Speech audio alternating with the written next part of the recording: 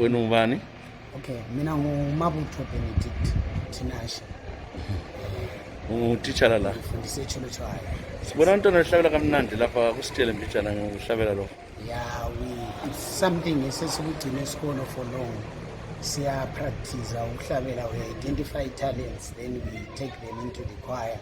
Si practice, we attend competitions. We also bahlabela ingoma ezinjani? Yeah. Bahlabela ingoma ze church mainly. This is a entertainment depending on the function that we are going to. Kunini ufundisa eTsholotsho? Since 2010. Kunjalo kodwa abantwana ubafundisa music, ubafundisa njani? We have practice sessions. Siyabanika labo ama-leadership also. Sesiba lama practice sessions. Mina ngiyabelida ama practice sessions. Wena uyahlabela? Yes, I will. Ufundele ngakuhlabela? Ukuhlabela ngifundele kakhulu eChurch.